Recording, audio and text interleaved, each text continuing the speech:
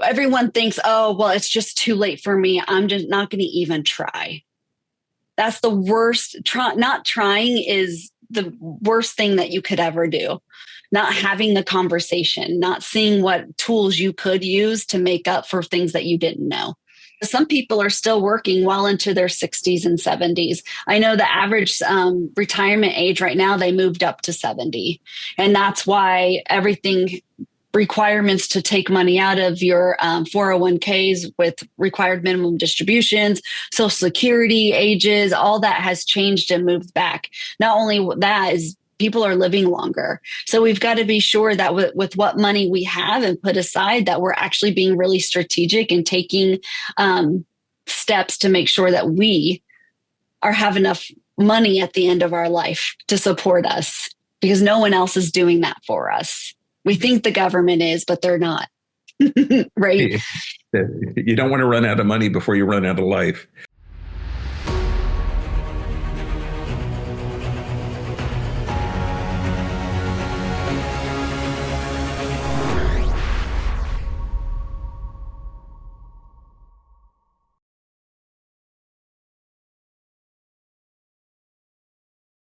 Welcome, everyone. Thank you guys so much for coming. We're so excited about today.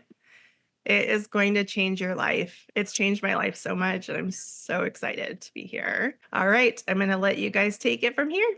Welcome to our free and live workshop, and this is really fun. It's why don't 99% of us know this? And now I'm super excited. It says Hannah Johnson is just like a soulmate. She's amazing. This CEO and founder of HLJ Growth, helping to lead and jumpstart growth, offering financial literacy education. And don't get scared by that. Living benefits and tax-free retirement, helping people understand the tools that the elites, the 1%, are using to build wealth. And Hannah, I'm super excited to see you. And you get a PowerPoint presentation too? I do. Do you want to start there? This is going to be fun. Darling, wherever you want to start. I'm just super excited. Perfect. Awesome. Well, I'm going to go ahead and share my screen because most of the people that we talk to are visual. So let's go ahead and make it easy to understand these concepts by going over some visuals. Can you guys see? Who cares? Yep. Yes. Perfect. Okay, great. So I want to start out with the 3 basic principles of wealth building. Some of this you might have heard maybe in school. It's not really taught in schools today. And if you had some parents that really understood money themselves, maybe you heard it from your parents. But a majority of people that I come in contact with don't even know these 3 principles. They're losing sleep because they're on a financial roller coaster. Their money's going up and down because they only have it in the market. Unsure of those wealth building principles to really tell how much do I need in retirement? Well, how am I going to set myself up for success? And they're also worried that no matter how many jobs or hours they work, they're never going to have enough to actually retire, or heaven forbid, if something happens, they're never going to have access to the cash that they need or enough of it to handle that situation without financially bankrupting the family. So this is where I like to start with these 3 financial principles. Okay, they're the time value of money, rule of 72, and the impact of taxes. I tell you, had we learned this over and over and over in school, like we have some of the history and some of the regular math that we do, we would all be in a completely different situation because we would understand those principles. So let's start with the time value of money. Now, I had several clients come into me. One in particular, he was actually a doctor that just graduated from college. He was a chiropractic doctor. He was getting his chiropractic business off the ground. And he came to one of my workshops and he said, Hannah, I wish I understood and knew these 3 principles, but you know what? It's just too late for me. And he was a young guy. And I was like, well, what are you talking about? He's like, Hannah, I've got a practice I'm starting, wife, kids, house. There's no extra money. There's no way I can start saving for retirement or saving just in case of the what ifs. And I said, well, let's sit down with you and your wife and see if a fresh set of eyes could put a new perspective on things. So I sat down with them. We'll call them Jack and Jill for privacy. And I said, Jill, do you think you can save $5 a day? She was like, well, yeah. a couple less Starbucks or coffees or Black Rock, whatever your coffee choice is, maybe meal prepping 1 or 2 more times versus going out to eat for a family of 4. Yeah, we could probably do $100 a day, or $5 a day. Sorry, $5 a day. And I said, well, awesome, because if you do $5 a day over 8% over 40 years, that adds up to $500,000. And she was amazed. She was like, Hannah, is it really that simple? Yes, it really, really is. It's as simple as $5 a day. And I looked over at Jack, who I met first, and I was like, Jack, how are you feeling about $5 a day? He said, Hannah, we could totally do $5 a day, but there's no way we could do $150 a month. So right? It's the same thing. What he was doing is he was so emotional about his money. He multiplied the 5 times 30 and put it into his monthly bills and said, no, we can't afford that because we're already strapped for cash. Right. But what he wasn't thinking was the impact that would make on his future if they made some wise decisions about where their money went and how it would impact their family and the peace of mind that it would provide. He wasn't thinking about that because he was so overwhelmed with the emotional piece. Emotion and logic cannot live in the brain at the same time. So I said, okay, Jack, let's go ahead and do this. Let's put you through the cost savings funnel. We're going to look at your home and your auto insurance. We're going to look at his business insurance to make sure he's not paying for coverages he doesn't need. And we're getting the best rate for them and they're at their location. We also looked at their health insurance to make sure that it wasn't astronomical and see if there were other programs we could get them on. And we also looked at their taxes. A lot of times people think, especially W-2 employees, think we should be giving the government money out of our paychecks. Well, what if we didn't? What if we kept our money, put it in our own savings account, let it grow interest, and then when that tax bill comes, pay the government? There would be money left over in that account. Because what is the government doing with our money? They're putting it in an account and they're earning interest off of our money. And if we overpay them, they're not giving us the interest that they earned on that money we overpaid. They're keeping it. So why don't we earn that interest on our own money and pay them when we need to? It takes discipline, right? Investments. We look at investments. Are you getting a good return on investment? Is everything being put in tax deferred accounts so that you're going to be paying taxes for the rest of your life? That's not true diversification. So we have to be mindful of where our money is and how much of it is there and make sure we're truly diversifying. We even look at mortgages. Now, I know that's a hot topic because recently people have been able to get, those 2-3% mortgages and they don't want to lose that. That's really low interest rate. So they're racking up all these credit cards at 25, 28, 32%. Sometimes it makes sense to go ahead and get that mortgage refinanced to pay off that credit card debt so that we lower the high interest credit cards, and we might increase the mortgage, but it's only to like 6 or 7. It's not to 28 or 30 like it is on credit cards. And we look at student loans. We've partnered with a third-party company to make sure that, man, we're starting out our lives as young adults, some of us with tons and tons of college debt. I just celebrated with some clients where they're around my age and they finally paid off all their college loans. I mean, it's taking 30 plus years to get rid of that student loans. Well, there's a program or there's a company that knows all the programs that really can help you get that done faster and pay less interest along the way. And then, of course, monthly subscriptions. We forget about them, but all those $10 charges, $15 charges add up and up and up and up. So we were able to actually help them with their student loans. That's where the biggest hurdle was for them. Their biggest bill was not actually their mortgage. It was actually their student loans because both of them were 2 very highly educated, multiple degrees, each of them. They just didn't understand how money actually worked. So we were able to get them to save that $3,800 a month. We brought it down to $386. And then we were able to diversify that money into helping get his practice going. That's a very unique situation. We help them a big deal, but typically every household we find $300 to $500. So if we even just take the $300, which is $10 a day, times that 8% over 40 years, it equals $1 million. So it's the repetitive habit of continually saving on a regular basis and then putting it in an account that turns that $10 a day or $5 a day into $500,000 or $1 million. So how does an account do that? How does it turn these small amounts of money into big amounts of money? Well, that's an awesome thing called compound interest. This sexy guy here on the screen is Albert Einstein. He's the one that came up with the big algebraic equation that explains compounding interest. He calls compounding numbers the eighth wonder of the world. And he also coined the phrase, he who understands it earns it. He who doesn't pays it. So when you're thinking about your money, you're trying to strategize with your money, think about that interest. He who understands it earns it. He who doesn't pays it. Okay. So what is compound interest? That is how that money compounds on itself over and over and over and over. Think of it like a snowball rolling down a snowy hill. You start your little snowball, which is your money. And over time, which is the hill, it keeps going and getting bigger and bigger and bigger and bigger and bigger. It's compounding on itself. Your money does the same thing.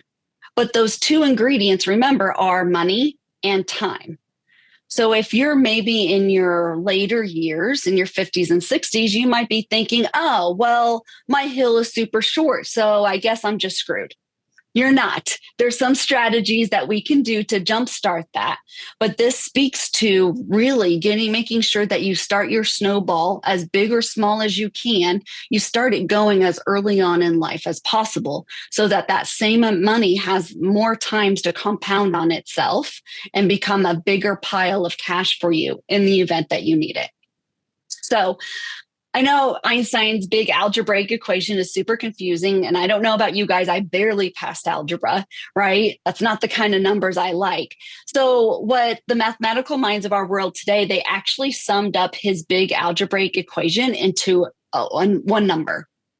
So if you remember this, you're golden, okay? The number is 72. So the rule of 72 states that if you take the interest, so let's say I have $5,000 sitting in a savings account, and let's say I'm making 1%. I take the number 72 and divide my interest rate, that 1%, into 72, and that answer tells me how many times it's going to take my money to double. So let's practice. 72 divided by 1 equals 72. So that $5,000, I'm going to leave it in there for 72 years, and then it's going to finally turn into 10,000. Is that a good return on investment? No, right? So we don't want to have all of our retirement money in there, because how many 72-year chunks of life do we have? We're hoping for one, right? Right. So let's try 4. 72 divided by 4 equals 18. So those 4%, 5% high yield interest rate savings accounts, you can have some money in there. I advise my clients to use that as a placeholder if they're doing automatic payments or whatever. So at least the money's in there growing while you're waiting for the payment to come out. But it's going to take 18 years for that money to double. So that's not even a good growth and either, because how many chunks of 18 years of life do we have? Not many. Maybe 4, right? If we're lucky. Now, how many 18-year chunks of life do we have left? Even less. So we have to be very strategic on where we put our money. And then, of course, let's do 8%, since I did 8% in the first story. 72 divided by 8 equals 9. So it's going to take 9 years for that money to double. And if we start early enough, we have a good, 8 or 9 chunks of 9 years of life that our money can grow. So that's a better option. Okay. So let's do a little math. Let's take these triplets. They're all the same age, or they wouldn't be triplets. Grandma gave each of them $5,000 and said, hey, you have to save it. You have to, you can't touch it till 65, and you can't take away or add to it. So, of course, the first sister pushed the easy button. She went to the bank and she said, give me one of those 4% savings accounts. Okay. So at 29, she had 5,000. 18 years later, because 72 divided by 4 equals 18. 18 years later, at 47, she has 10,000. And then again at 65 has 20,000. So not bad. She quadrupled her money. She can go on a trip, down payment of a car, something nice like that, but that you can't really live off of that. Now, the second sister, she said, well, I'm going to find an account for 8%. And that's where a lot of people say, no, those accounts don't exist. And I'm here to tell you they do. You just have to know where to look. Okay. 72 divided by 8 equals 9. So every 9 years, the second sister's money is going to double. So at 29, she had 5,000, 38, she has 10,000. At 47, she has 20,000. So look, she's already beat the first sister, and she gets to double 2 more times to 40,000 and then 80,000. So look at the difference of the growth. The first sister had 20,000 and the second sister ended up with 80,000. That's 4 times as much money with same time, same amount of starting money. The difference was the interest rate. That is how your snowball compounds into a bigger pile of money. So the interest rate matters a great deal, not only on the accounts that you're earning, but also on the accounts that you're paying. Remember what Einstein said. And then, of course, third sister, she beat both of them, right? She found an account for 12%. 72 divided by 12 equals 6. So her money doubled every 6 years. So you can see by the age of 53, she already beat the second sister and she gets to double 2 more times. So she ended up with $320,000. Same starting money, same amount of time, just the rate of the compounding was what made that significant amount of money, $300,000 worth from the first sister. Huge impact. Now, what if I could guarantee everyone on the call today a contract of 18%? 72 divided by 18 equals 4. So your money would double every 4 years. I know Cindy likes that. I love that. What if I were to tell you, you guys probably already have a contract like that? You just don't know that you do. Can you think of where that contract is? Ladies, it's probably in your purse. Guys, it's probably in your wallet. It's credit cards. And this is where we've gotten into trouble because we've gotten a little bit of irresponsible with the credit card debt and what credit cards are you really there for. Credit cards are there for leverage if you need to leverage them. This is where we got to be responsible. But the problem with the United States anyway is most people are living off those high interest credit cards while they're putting their money in low interest accounts to build wealth. That financial picture is never going to align. That's where we have to diversify, get rid of credit, living off credit cards, live within our means, and then put those funds that are meant to pay us and support us later on in high interest accounts so they can compound on itself faster. Now, when you think of traditional retirement accounts, what do you think of? Banks, investments, 401ks, yes, stocks. Yep.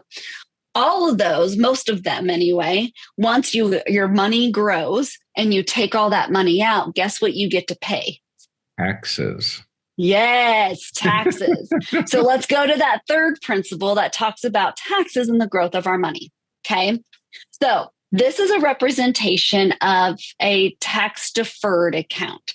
Most of the time when you go into a W-2 position, they say, all right, let's start your retirement account. How many options do they give you? One. They say, let's start your 401k. If you work at a school or a church, it's a 403b or a nonprofit. If you work for the government, it's a TSP.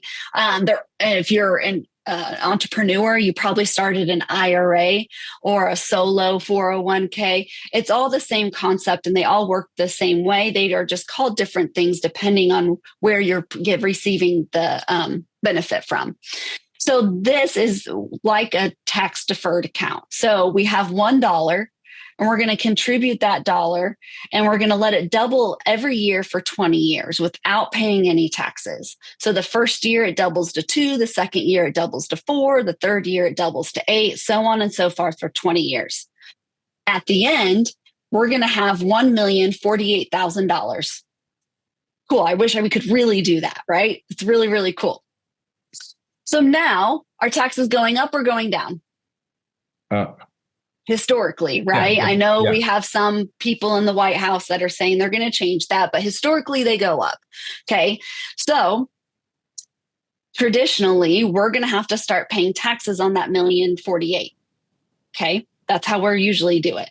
Now, there is a mentality out there that says, hey, don't wait till the end when the tax is at their highest to pay the taxes on the $1 million. Why don't you pay taxes as it grows? That way you're paying the tax rate that year. So it's smaller than 20 years from now. And when you get to that 20 years, all the money that's in that account is 100% yours. Makes sense, right? Why wouldn't I do that? Prepay it so I don't have to worry about it later. Because let's see what it does to the growth of the money. So if I have $1, it doubles to $2, but then I decide to pay taxes on it. So Uncle Sam's going to come to my door figuratively and say, I want my 28 cents. I pay him the 28 cents and then he goes away. So then that $2 drops to $1.72 because I pay taxes. Then the next year, that $1.72 doubles to $3.44, but then I have to pay taxes again. So that $3.44 drops down to $2.96. So if I double the money and then tax it every year, double the money and then tax, what do you think the end number will be at the end of the 20 years? But what is it? It's not what you think it would be. I thought probably around 500,000 because 30% of $1 million is 700,000. Knock off some growth. I said 500,000 and I was close because it started with a 5. $51,000. Wow. And people say, Hannah, how can that be? Well, because you're paying taxes all these years while you're growing your money. So that tax money is not there to compound your money on. It's like your snowball, you're taking chunks out of your snowball and the snowball can't grow until those holes are filled in. So by doing that, by paying the taxes as your money grows, you're really cutting into your profits. Let the tax money sit there and grow. So think about the $1 million. What if we're at a 50% tax bracket in 20 years? What's $500,000? $500,000. It's going to be larger than 51,000, guaranteed. I promise you. Okay. So that's kind of the difference. So that's where I start my clients is just focusing on these wealth building principles. Time value of money, small amounts of money over time add up to big wealth. The rule of 72, you take the interest that you're earning on that account, divide it into 72, and that's going to tell you how much it's going to impact the growth of your money. If that's not quick enough, or if it's not enough for you to retire on, well, then we need to look at putting it in different accounts so that you can get that higher interest rate. And then, of course, taxes. We've got to keep our eye on how taxes are going to affect us while the money is growing and after the money has grown and you're pulling it out to use it and doing a true diversification. So those are some of the principles that I start with. Wow. Does that make sense? Yeah. It does. It does. And I love that you say it's not too late to start. I mean, and you keep using 65. I'll be 65 in 2 months. And I started this 10 years ago. And we got a farm. I got a $50,000 loan from myself by doing exactly what you're describing. And so, I mean, just brilliant. What are the biggest roadblocks? Because, I mean, people think, oh, it's too much. You're talking 20 years, 30 years, 40 years. How do you get around those roadblocks? You can make up some. I mean, if time is the concern, you can make up some time with extra money. And I'm not saying that we have to put big chunks of money in this aggressive strategy in the market and risk it all. There's certain things that we can do. And there's actually a lot of products out there that can guarantee you income and double it if you become sick or injured. And if that is a concern of yours. So it really is sitting down with a wealth strategist and figuring out what those pieces look like and how we can catch up. There's some different clever things that we can do with certain assets and things. So everyone thinks, oh, well, it's just too late for me. I'm just not going to even try. That's the worst. Not trying is the worst thing that you could ever do. Not having the conversation, not seeing what tools you could use to make up for things that you didn't know. What are like the major financial pitfalls that that you keep seeing? Because anytime it's like investment, there's always a risk. What if I like you're describing needing the money, but how do you get started? Small amounts of money over time. That's one of the biggest things is, oh, I don't have a lot of money.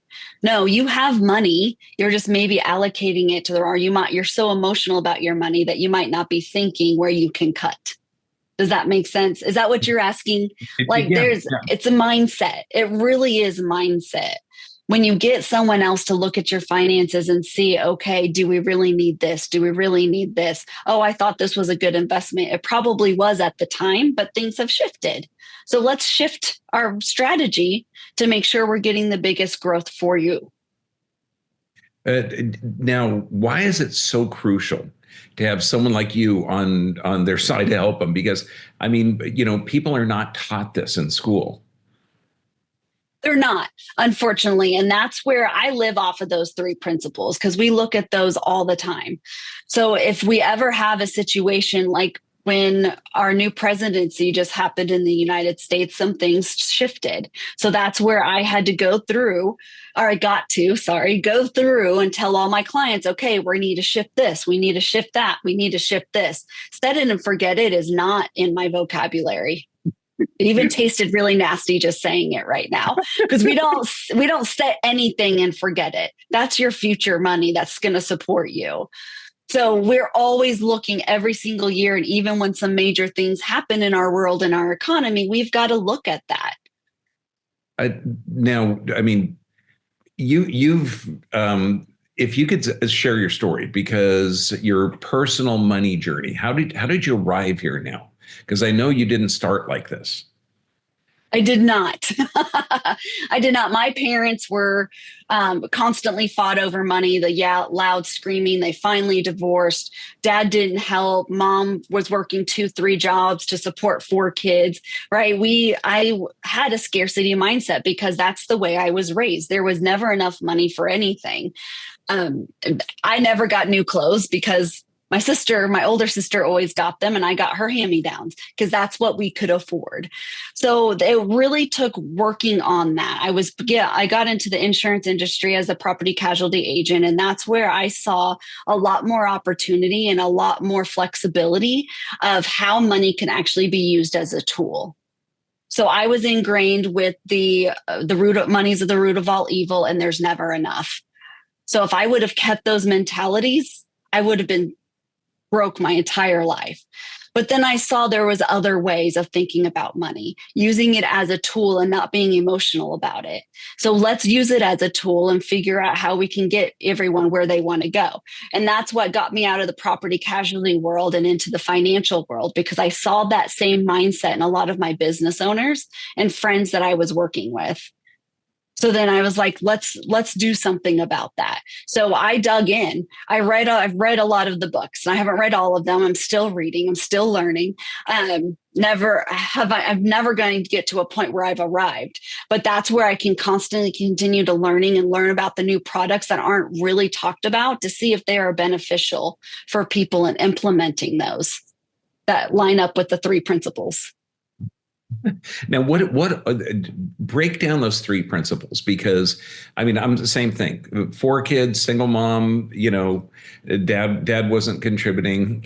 And what advice would, if you could go back and give your past self advice? I would say start putting that $5 a day away. If I couldn't do $5 a day, do $5 a week. Because that money over time would add up, where instead I didn't do anything. When I got a little bit of extra cash, I went and splurged it like young people usually do, unfortunately, right? That's why I'm teaching my daughter that I have now. We save, we tithe, if that's your belief, right? And then we get to spend a little bit because we don't want that scarcity. It's not saving or spending. It's saving and spending. There's an and there. And if you have an or there, that's where you get to really look at your mindset because it's not one or the other. It's both and setting yourself up for success. I love that. You pay yourself first. That whole dollar saved is a dollar earned. I mean, what Yep. the three key basic principles of financial wealth building, and what are those? Because you always talk about the three buckets. Okay. So 3 buckets are a little bit different. The 3 wealth building strategies are the ones that we just went over, the Yep. small amounts of money, taxes, and compound interest. The 3 buckets, though, are huge. The first bucket is taxed. If you're a W-2 employee, you get a paycheck. Some of it's missing because we usually want to pay the government a little bit. We talked about maybe not paying the government, you getting the money, you putting it in your savings account and earning the interest off of that. And then, of course, 1099ers, you're entrepreneurs, you're, of course, getting all the money and you've got to set money aside anyway. So that's a good practice to have and a habit to have. The second one is the tax deferred. You're letting your money grow all your working years. You're putting your money in typically in tax deferred accounts, meaning you're not paying tax on them. So you're putting them in the 401ks, the IRAs, letting them grow all tax deferred. And then when you're ready to take that money out, it's 100% taxed at the current tax rate of the day you pull it out. And you don't have access to that money easily. If you want to access any of that money in your retirement account before 59 and a half, you get to pay the government a 10% penalty. Because at the end of the day, the government is a business. They need revenue to operate. Their revenue is what we pay in taxes. So they want to guarantee themselves to get revenue for the longevity of an individual's lifetime. That's why they came up with the 401k. Hey, let's let them put some money away now for retirement, not pay tax on it. So we get taxes their entire life, and we get revenue until the day they die. That's the whole point of those tax deferred accounts. There's another strategy. I mean, that's not the only reason. There's some of those accounts are used very, very well to lower the tax bracket for an individual. If they're right there between the one tax bracket and another and they want to lower it, great, throw it in a tax deferred account. That's a perfect use of it. But a lot of us, even if our employers don't match anything in our 401k, we just put it in there because that's what we think we should do. No, let's go ahead and pay taxes on all that money and then put it in a tax-free account, which is the third bucket. There's 3 ways to grow money tax-free, and I can help you with 2 of the 3 ways.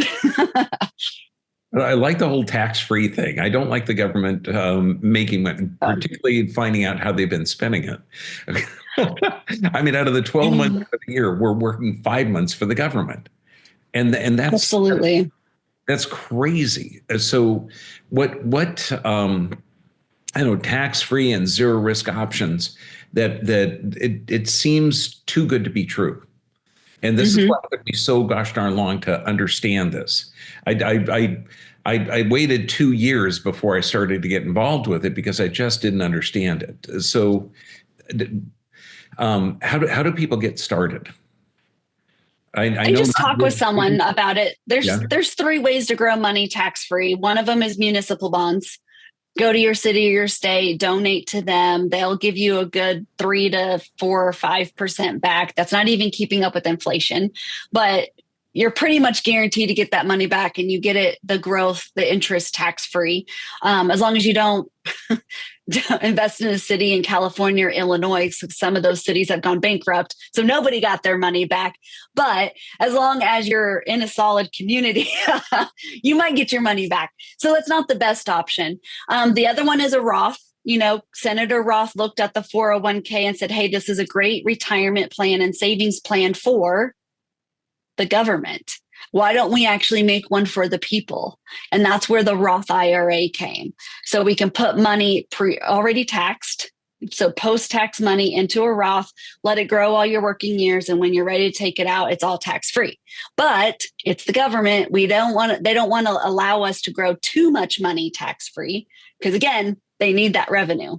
So they cap us at about $7,500 this year. It goes up every year, but we can only do $7,500 a year.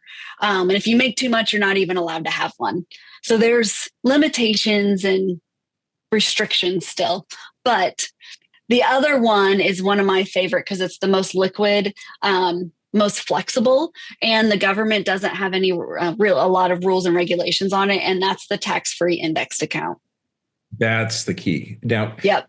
We got to open it up. Would you be open to getting questions Sure. and answers from everyone? Sure. Okay, cool. Okay, perfect timing. Right on cue, Dr. B. So let's do this. If anybody does not want to come up and ask their question, go ahead and type it in the chat box, and Dr. B or I will be your proxy and we'll ask Hannah for you. So you guys don't have to have any stage fright if you don't want to come on. Yeah, I got 2 questions from the chat that kind of go along with this. I've already retired. What's the best way to take my money out of retirement so I won't get taxed as bad? And then the other one, what if you're almost 60 years old and haven't used these principles and have very little left after necessary expenses? Okay, so I'll answer yours first. Is we'll just have to sit down and look and see what you mean by very little. Because your very little might actually be a really decent amount. We just got to make sure it's growing and you're using it in a very slow rate. So I know it's hard. We want to be vague in these conversations because everyone's here, but maybe having a connecting and having a more in-depth conversation would make sense. And then the iPhone. Yeah. How to get the money out of retirement so it doesn't get taxed as bad. Oh, well, that's the thing is that to take money out of retirement and not have it taxed as much or as bad, it took pre-planning, right? It's to a point where you've deferred the taxes. The taxes are what they are. So at this point, the government's going to want their money. Had we had this conversation before you put that money in, there could be some ways, but if they're already in tax account, it's just making sure you don't take out a certain amount at this point. And maybe some other strategies. I would need to know a couple other I have a couple other questions I would ask you just to make sure. But that's, again, we need to have a one-to-one with that to see. Like what kind of questions would you ask? Like the type IRA, Roth, does employer contribute, things like that? Yeah, absolutely. Because some people are still working well into their 60s and 70s. I know the average retirement age right now, they moved up to 70. And that's why everything requirements to take money out of your 401ks with required minimum distributions, Social Security ages, all that has changed and moved back. Not only that is people are living longer. So we've got to be sure that with what money we have and put aside, that we're actually being really strategic and taking steps to make sure that we have enough money at the end of our life to support us, because no one else is doing that for us. We think the government is, but they're not. Right. You don't want to run out of money before you run out of life. Right. Okay, this is a good one too, because this is just what I just tapped into. Is this only for retirement, or can we use this money growing opportunity to buy a house or business or what else? Yep, that's the flexibility of a non-government issued account like a Roth or a 401k or TSP. Is you do have some liquidity. I know there are some insurance policies out there that allow you to grow with the market, no risk of loss, but yet you get to take that money out whenever you need. It's that concept of being your own bank or borrowing money against yourself. You're leveraging that tool to use and going to buy a house, fix it. I have several people that buy a house with it, fix it up, pay back the loan to themselves, and then they have the profit of the house.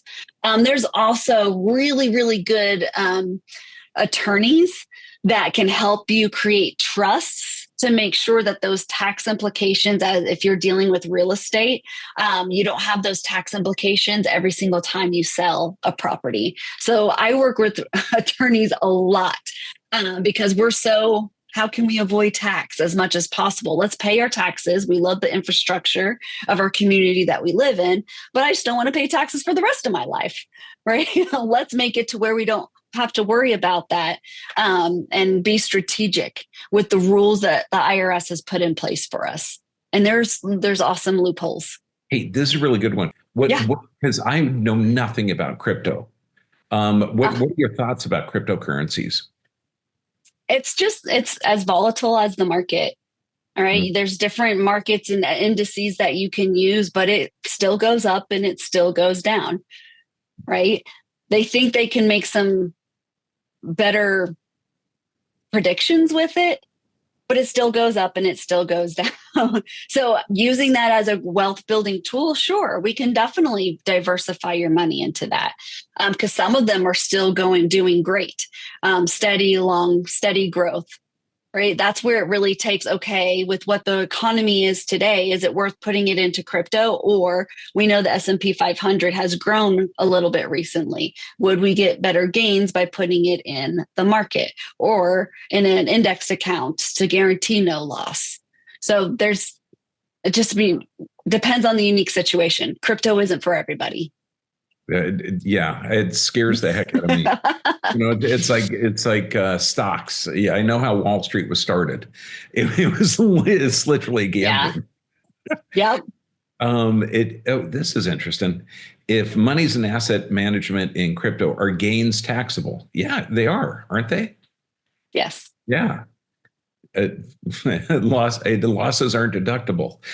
Remember, there's only three legal ways to grow money tax-free: municipal bonds, Roth IRAs, and the tax-free indexed accounts. Those are the only three ways in the United States to grow money tax-free. Everything else has capital gains and taxes. Wow. I know. I love the life insurance one. That's been the compounding interest and being your own bank. Oh my God. Yeah, I like that. That's how Walt Disney was able to do Disneyland. Is he was short about 100 to 200,000, been through several bankruptcies. The banks wouldn't loan him any money. He took the last 200,000 that he needed to build Disneyland out of his life insurance policy. Yeah, even way back then, they were using it as a tool like that. I love that. And you don't need to qualify for yourself.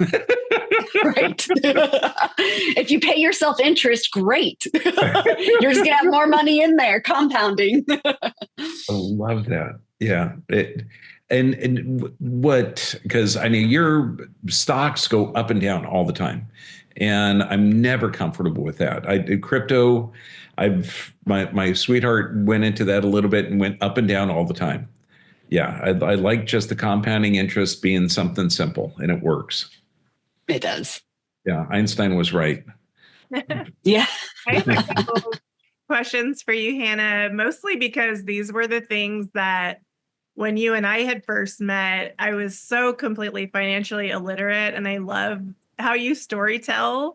So if you wouldn't mind, I love how you talk about the bucket of seeds and giving people a visual understanding of what is actually happening at the core of tax-free retirement. Like, this is brilliant how you explain it. And then going back to what Dr. B was just sharing about the living benefits, can you just briefly go over what that means I would imagine most people have never even heard those terms before. Sure. Yeah. So in a tax deferred account, like the 401ks, TSPs, all those accounts, you're putting money in, you're letting it grow. And then when you take all the money out, it's being taxed. It's a lot like a farmer. So imagine I have a field of soybeans and I grow them and sell them, all that kind of stuff. Dr. B over here, he's the seed store, and he's been telling me, Hannah, convert your field to corn. Corn is used in almost anything. You'd make so much more money. So I go into the seed store. I'm like, all right, Dr. B, finally, I decided to convert my soybean field into cornfield.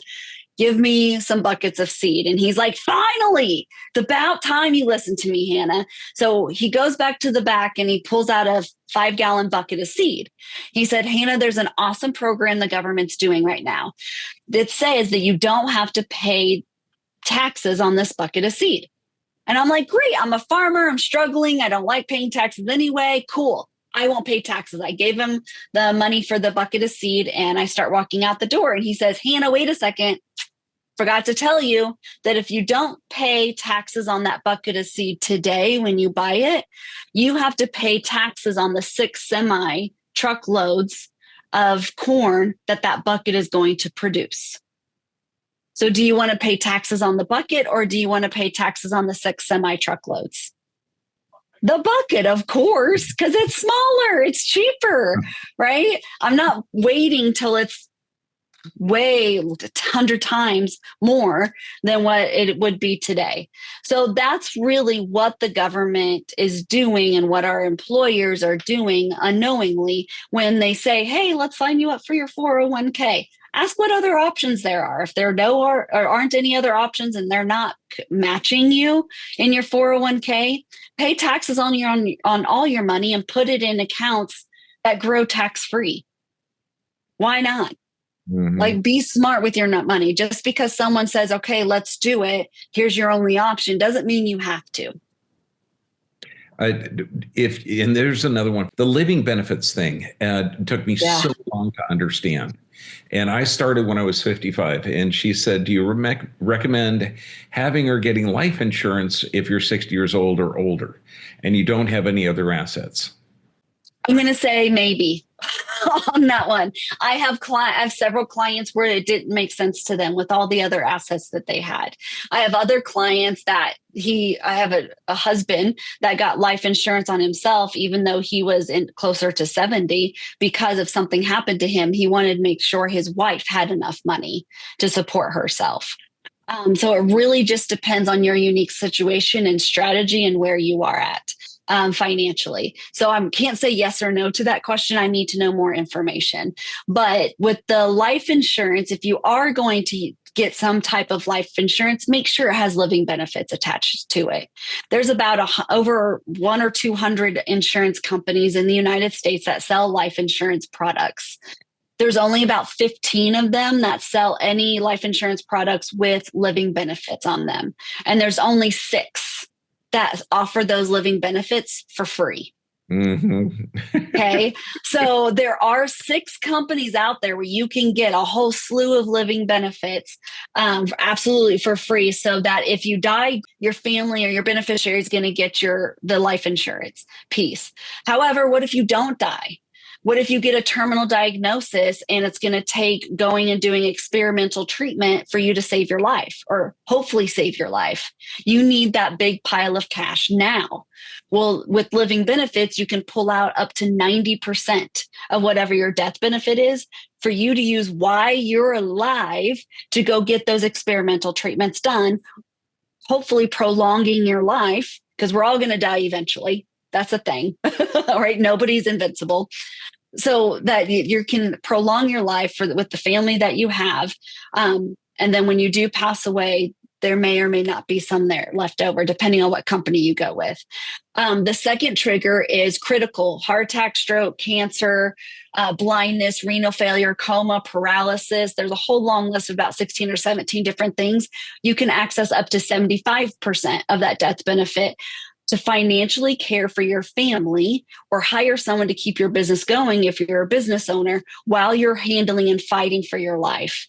That's one of the biggest things that happen is bankruptcies, foreclosures, and business losses, because there was a major sickness. They weren't financially ready to pay for it, and they couldn't go through cancer treatments and still run their business effectively. So then both of them were screwed, right? The business closed down and their family life is financially ruined. So living benefits can really, really help. And of course, the third one is more like of a long-term care situation. If you can't do 2 of the 6 means of daily living, you can access 2% of that death benefit a month. So that one you can turn on and off, but you can use it while you need it. And then once you're back up and running and you go back to work, you can turn it off and preserve whatever's left. So having that flexibility and not tying our money up whether it's an investment into life insurance and making sure it's not death only. Give yourself options. Make your money work for you with as many options that are possible. Living benefits has been a foundational piece of a lot of my clients' success, so that if something does happen, they're not wiping out their retirement money. They're using that policy to get them better while their retirement is still intact and they're not starting over. God, that's the best explanation I've heard. Oh, thank you. I mean, it took me like 2 years to understand before I got signed up for it, and it's been a game changer. You know, there's one question that I don't think, correct me if I'm wrong, I had asked, are there any disadvantages of a Roth IRA? Did you guys cover that? Oh, no. I just now noticed that in the chat box. It depends on where you're at. If you're over 59 and a half, then you have liquidity of that Roth. So it's liquid. You just can't touch it without that penalty. And before you're 59 and a half, most of them are not used with indexed accounts. Most of them are put in the market. So you have that opportunity for loss and gain. So the instability. And then of course the cap of a Roth. You can only contribute so much before the government says, no, you can't contribute over 7,500. And if you make too much, you can't have one. So hopefully you don't make too much if you're wanting to look at a Roth. And it looks like it's asking, do you recommend a 401k if you're getting matched by your employer? If the match is significant enough, yes. Never leave money on the table. I've had some individuals that are employees say, oh yeah, we have to contribute 6% in order for them to contribute like 1 or 2%. And I'm like, what? Like, no, like that's not worth it. We did the math and what he was contributing the 6% of his income. But it was only getting like maybe, I think it was something like $75 a month or something like that. I'm like, we can grow that money way more powerfully and outperform the match by doing something else. So let's do something else. So if it's dollar for dollar, yes, I usually say, go ahead and do it. But if it's not dollar for dollar, let's have a conversation, do the math and see if it's worth it. Great question. Yes. And then I'm seeing another one. Thank you so much for asking this question, because I've wondered about this too for certain family members of mine. She's asking for suggestions for somebody who's 85 that might outlive their savings, which, you know, Dr. He talks about in our promo is that that's such a big fear that people are really, number one, afraid of it, but they're actually experiencing outliving their money. Yeah, that's a scary situation because we never thought that inflation would be this high and our economy would be where it's at, and living expenses, depending on where you are in the United States, have dramatically changed. I have a couple suggestions, but it would really just depend on what it is that you have and what you don't have right now. So it would be sitting down and having a conversation. Are there things that can be done? Yes. And there's also the opportunity that you could be working for the rest of your life to make sure you have the money you need to survive. Unfortunately, but there are some strategies. That's a one-on-one conversation. Yeah, I plan on working way beyond 85. Yeah. I'm positive you will be up and running until you're 120, Dr. B. At least. I don't. I plan on being done at 60. So I have a lot of traveling to do. Thank you for mentioning that, Hannah, because this is why I would encourage you guys so much to schedule a free consult. First of all, it's a free consultation, you guys, which is unbelievable. And I was so excited about, it's one thing to dream about abundance and like visualize this great future. And it's something totally different to sit down with somebody like Hannah, who you can give your vision to and be like, all right, here's where I'm at. Here's where I want to be. What does that look like in real life? And she can help you reverse engineer, like to the penny, what it's going to take to create that outcome. I can't even tell you guys how valuable that was for me. It changed my nervous system of being like, oh, I can actually do this in 20 years because I turned 45 when I just started working with Hannah, which was only not even a year ago. And I was worried. I was thinking, oh gosh, I came really late to the game. And she gave me the best news ever is that the majority of the people she works with are between 35 and 55. So it was really exciting to find out that it's not too late at all. Like we can change the game starting now today. So, oh, okay. So we have a couple more questions coming in. Dr. B, do you want to be their proxy? Oh, yeah. What would you suggest to someone who is severely disabled to start making more income that they can really help get you further up in life? Well, there's a lot of opportunities. I don't know what you mean by severely disabled. So that does limit, but that's where you want to start leveraging people and their time and leveraging the money that you do have. That's where you really have to get good at leveraging, period. Yeah, and look at your assets. What can you do? I mean, I've got quadriplegics that do exercises by breathing or just any action that you could do. Yeah, there's limitless opportunities as long as you're breathing. Mm-hmm. And one from 30-year-old just got a job with a major university and they can match a certain amount. She doesn't know if she can pick stocks or leave it to them. Advice? 30-year-old.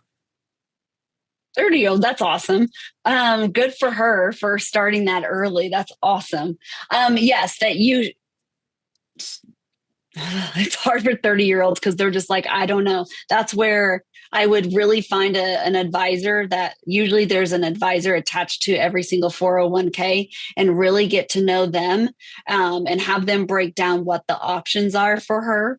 Because every company has different options for their different 401ks. And so that way she can start understanding what they are, may have her do her own research as to what a stock is, what a bond is, what the S&P 500 is really made out of. That way she can understand and make those wise choices for her, while also understanding that those three principles that we just talked about earlier still go into play. So don't have all of her eggs in one basket, basically. I'm thinking about this at 30. Man, she beat me by 20 years. Yeah. Good. And I noticed a couple of questions that are great. So it's asking, where are you located? And I saw another comment that said, can you help people outside of the US? So I'm curious. Yeah, I actually have international clients. They do have some tie to the United States. A bank account, a business, family, there's something them here because they do have to have usually a social security number or a ITIN number. So yes, and I am located in Arizona for now. Remember that traveling I mentioned? And I've accounts in 2 other countries, and they do ask for your USA Social Security to open a bank account in Mexico or Thailand. Mm-hmm. Just the U.S. government's got its hand everywhere. Mm-hmm. Is there anybody else with just a burning question that's been on your heart? I think, and correct me if I'm wrong, Hannah, I think one of the things that I love about you so much that just like made me feel, again, I think for me, I'm constantly seeking safety. I think that's what we're all looking for, right? We think it's the money, but it's like this feeling of peace. And I didn't know until I started learning that most financial advisors, they earn off of your growth. And it's like they say it's 1%, but then you look at it over time and it's massive amounts of money. And I think you had mentioned that that's not the route that you go. But how could somebody know to ask if they're interviewing like a financial advisor? How do they even know if that person's intentions? Oh, what am I trying to ask? I always felt like your intentions for me were for me and never for you. Mm-hmm. And it was such a game changer to work with somebody like you, where I was like, whoa, this girl has my back. This is not about her. This is about me. So first of all, I'm going to tell everybody on the call, everybody, all thousands of you watching the replay, please take advantage of the consult with Hannah. But if you do want to reach out to anybody else, what should they ask up front? So ask, how much commission are you getting for what it is I'm setting up with you? And not only now, but ongoing. That's one thing that if it's a financial advisor and they're putting you in the market, they're going to get paid every single month, whether you make money or not. That's just the way they're set up. That's why they do market products, is because they want the residuals from your money. So they're leveraging your money to make them money. Just like banks are, right? You have your money in a bank account. They're leveraging your money to loan it out to other people. Most people don't understand that that's how banks operate. That's why it's so poorly, right? When people take tons of money out of their account, then they're not equally leveraged. So really just ask, because as a fiduciary, we have to legally tell you what it is that we are getting paid and why and how much and how often. So don't be afraid to ask. I know that's a lot of people have that scared mentality because a lot of people are private about their money. They don't want to tell people how much they make. And in the workplace, don't do that. Yes, that is not appropriate. But when you're trusting someone to grow your money, you want to know what's in it for them and how much they're making off of it. So just ask. I tell my clients, all the ones that care, ask. And I tell them, this is how much I'm getting and that's it. Or I'm going to get this on a regular routine basis. Yeah. Yeah, don't be shy and don't be intimidated. Ask. Nope. Yes, thank you, Dr. B, for saying that word. I think you had even said it in the promo that like the term financial literacy kind of makes us all just shut down because we're like, I don't even know what that means. So I would encourage everybody that if it does scare you, that's fine, because you're learning a new language right now, and just keep attending things like this. Hannah has so much good stuff, you guys, for free that we're going to share with you at the closing. I know somebody was asking more about the consultation, so we will wrap up the closing with all of the information of how to connect with Hannah, all of the classes. She teaches like a free money 101 class. So she really starts you at the foundation. And eventually, it doesn't even take that long, you guys. Eventually it starts clicking and you're like, oh, I can do this. And then especially when you have somebody like Hannah on your side, then it's not scary at all. It's actually incredible. Thank you. It's incredibly liberating and so exciting. Yes.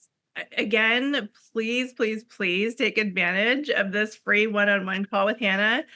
I'm going to tell you right now, I don't think that's going to be available for that much longer because her business is exploding.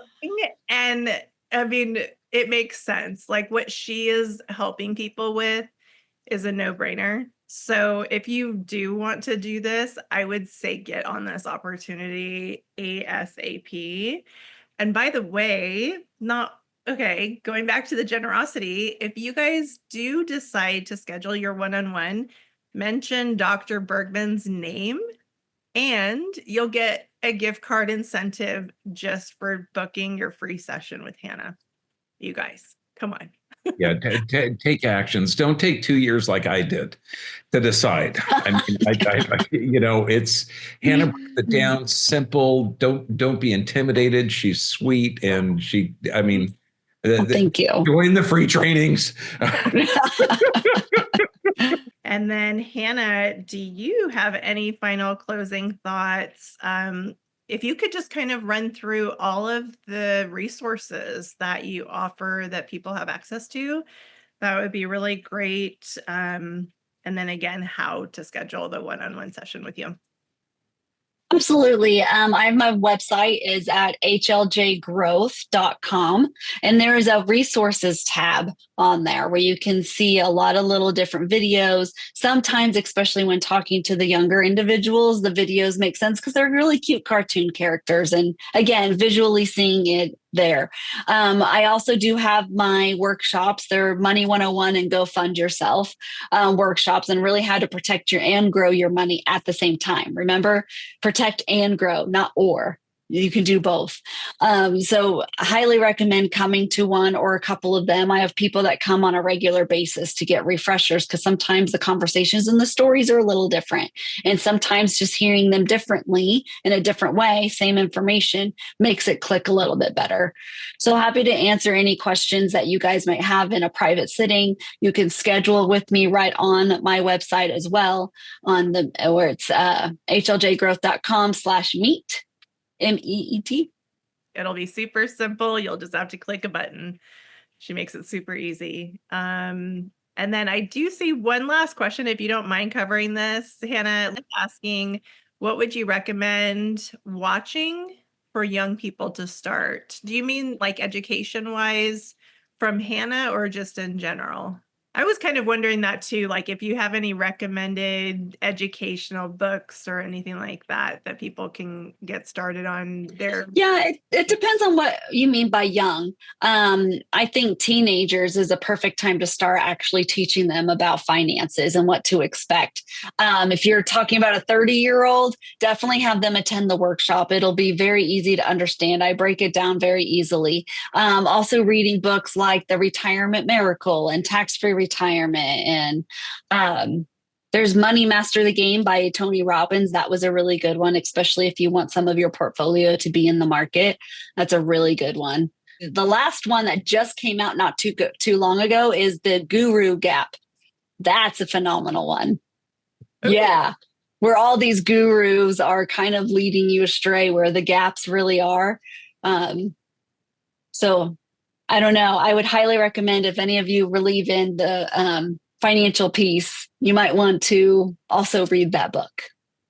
There's a lot of resources out there that you can really hear different points of view and really deciding which one that you want to go with, and just being open. I think educating younger individuals about what a 401k is and how it's treated, and how so many people believe in a 401k, you don't have to pay taxes when you pull the money out. It's baffling because no one ever told them. So it really is sitting down and having them talk about that and having conversations. And there's a lot of resources on that resources tab to watch little cartoon videos as well about different situations. So definitely tap into that as well. Mm-hmm. And I just want to really double down on what you just said is, oh gosh, that the average person thinks that they're doing the right things already and that they don't even know what's coming down the road. And so I would invite any of you who are maybe in that population that have been doing all the right things and you think you're on the right track, take advantage of your consult with Hannah just to double check and just make sure that you are doing the right resources and the right time and the right diversification, because you might find out when you start pulling that retirement money out that 50% of it is something like that goes to the government. I had no idea. So that was really heartbreaking for me to hear, because I have a lot of friends and family that don't know that. So thank you guys so much for coming today. It was so fun. And Dr. B, as always, you are the best host ever. What do you have as final words of wisdom? What I love about Dr. B, you guys, is he gets approached with so many opportunities, but he at his core is a researcher and an educator, and he really does not sign off on something he doesn't believe in. He has done these tools for the last 10 years himself. Biggest thing, and this is taught to me by every master, when you get an idea and the time frame between getting that idea and implementing the idea is lag time. Successful people have zero lag time. Take the action now. Do not wait. Do not say, okay, I'm going to do it after lunch. Get on there. The zero lag time. and Hannah is a master. I mean, take advantage. Oh, thank you. God bless everyone. Thank you so much for making. Absolutely. Thank you for everyone for being here. This was awesome. It was fun. Yes. Thank you to everybody who showed up live. And thank you to the thousands of you that are watching the replay. You guys are incredible. Go be abundant and have a blessed rest of your week. So, all right. Bye, everyone.